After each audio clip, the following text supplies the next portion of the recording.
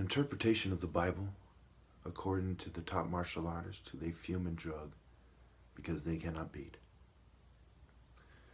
Well, first look at Amos 9:7. It says the Cushites are the same to God as the Israelites.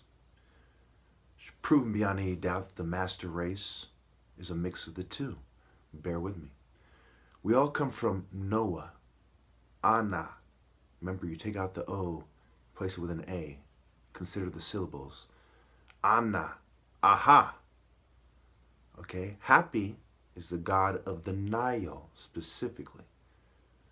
So where is the holy water and where is the happy water? So when you look at all this stuff, we go to 1 Chronicles 11. 1 Chronicles 11. 22 and 23. Benaniah, son of Jehoiada, was a valiant fighter from Kabzeel, who performed great exploits. He struck down 2 of Moab's best men. He also went down into a pit on a snowy day and killed a lion. How do you join the leopard society? Well, one way is you kill a leopard. How do you become a man in Zulu culture, I believe? You pluck the hair off the tail of a lion. Okay, so this guy went down and killed a lion. Remember, Afro-Asiatic pervasive themes in their culture. Same animals, same terrain. Jews in Egypt, 400 years. You get the picture. Just like many people come from another culture, they go to America and they become Americanized. The Jews were Egyptianized, to say the least. All right. And he struck down an Egyptian who was 7.5 feet tall. 7.5 feet tall. Well, why bring up his height? And how did he do it? Although the Egyptian had a spear like a weaver's rod in his hand, Benaniah went against him with a club. He snatched the spear from the Egyptian's hand and killed him with his own spear. Now, I've read a version where it says he went against him with a staff. So I wonder if the word club and the word for staff are the same. And that also goes back to fighting for honor, where you get this big club from the Narmer palette, and then they slowly work their way to a stick with leaves as they spar to reduce the violence, the bloodless duels in the Igbo culture. Igbos are west of the Nile and east of the Niger. That's one way to look at it, right? In southeast Nigeria, going toward East Africa, the representatives of the East African people, if you will, in the Nigerian country.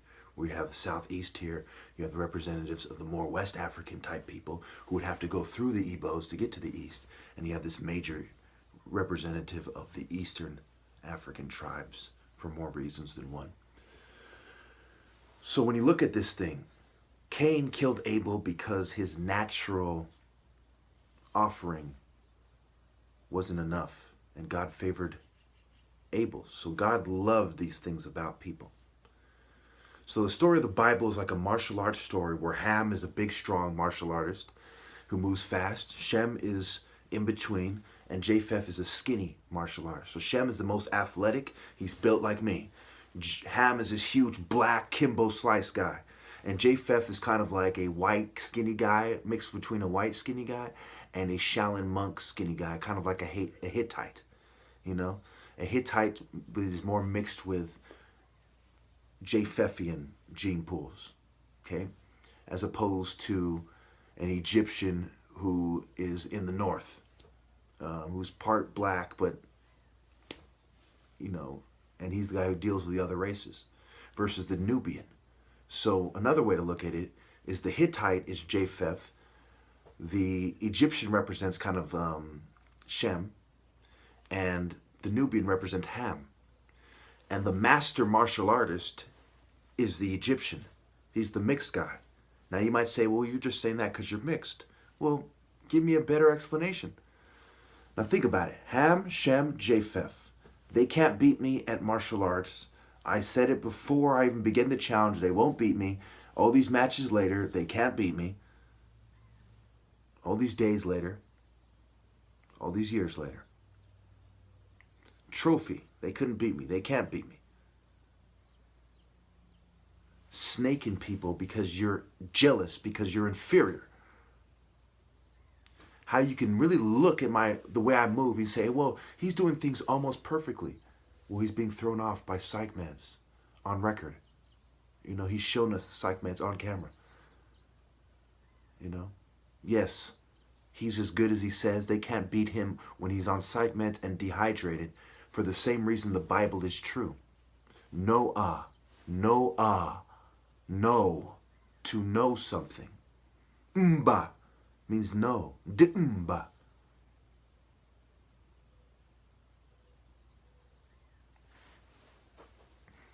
Think about this.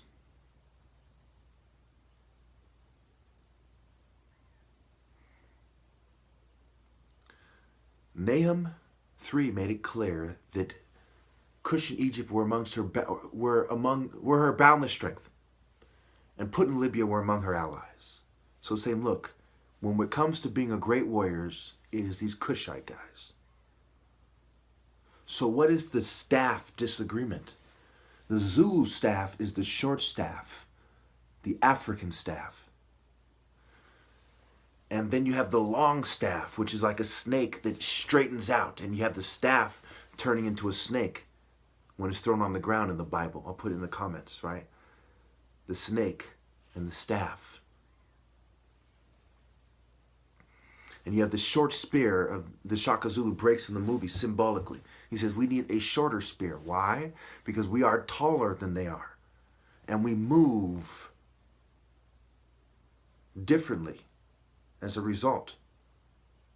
And when you look at the average height size in America, you have the black and the white people being the tallest on average. Okay? So one thing that a lot of people have vested interest covering up, and there's a lot of them, is that taller people fought better. That simple idea, it's almost like a no-brainer. But you see people covering that up. Okay? Because they want you to get into your head that your ideal child is a smaller person. Okay? So they consumes less resources, takes less space, and be more happy, in society.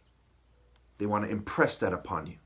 At one point in time, they wanted to impress upon you that being taller was better. But when the need to protect people with martial arts went away, and we started coming into an age of technology, they said, well, there's a lot of people now, and we don't fight with martial arts anymore anyway, so how about we concede the shorter man's point back when he was trying to argue that being smaller is better and that he should get all the pussy. You starting to understand? You might think that I'm just throwing this up out there, but no, look at the statues, look at the arguments of the Mediterranean peoples, look at the arguments that these people were making to each other. Look at the statues of the Egyptians, they're huge. Why? Because even back when people were shorter, Egyptians were a little bit taller than everyone else.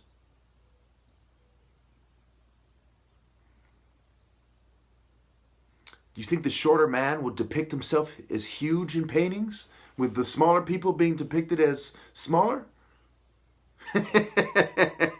Remember, Egyptians considered many things at once. It wasn't just the spirit, okay? That was the light temple. But Egyptians, the pharaohs themselves, and all these temples everywhere, no. I assure you, the reason why it's depicted larger is because Egyptians were taller than other peoples. And of course, we see that to this day when we see the descendants of Egyptians. The black people are amongst the tallest people. And the white people were far away when Egypt was being developed. And I don't think anyone doubts that anymore. Ever since Friedman's team came out and proved that the Narmer palette and the culture of Egypt started in Egypt and not in the Middle East, as the Eurocentrics were trying to say. And they're trying to say that Sumer started Egypt and these white people were in Sumer and they civilized the world. And now that that's been destroyed and their martial art narratives are on their way out, they've pretty much conceded that they share power with the Jews and the Asians. And there's a lot of bootlicking black people. And for whatever reason, their martial art narratives are on their way out.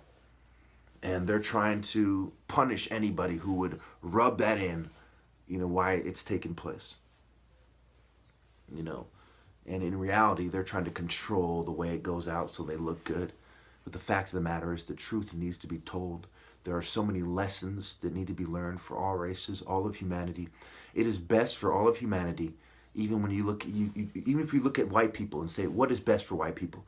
for this madness to continue and for them to keep looking good while it happens? Or for them to finally learn from their mistake and realize, yes, it is not okay to try to cover up your mistakes and whitewash and lie. What's best for white people and Jews and all these other rich people who run shit is for them to learn from their mistake, to realize they're humans and realize that their blood is red like everyone else's, and it's time to do the right thing and give people like Chukwuemeka their rightful places so we can be led by the people who are the most qualified, not people who have the best network or who are the most privileged or who are the most popular, but the most qualified. I've heard pathetic arguments of people trying to put me within the little box of their system with complete blinders on, like blinders that barely, allow them to see it all. Saying, well, according to my scale, shut the fuck up is the answer to you. I've heard dumbasses saying, well, no one knows who you are. This is not a popularity contest. Sit down and shut the fuck up. Next, I've heard stupid shit from the opposition view. It's time to give me my rightful fucking place. Benaniah himself couldn't beat me. And you think you, who are not as good as Benaniah, think you can. Amos 9:7. Amos 9:7. Nahum 3:8-10. Nahum 3:8-10. 1 Peter 5:8. 1 Peter 5:8. 1 Chronicles 11:22 and 23. 1 Chronicles 11:22, 23. Why not 24? Thank you.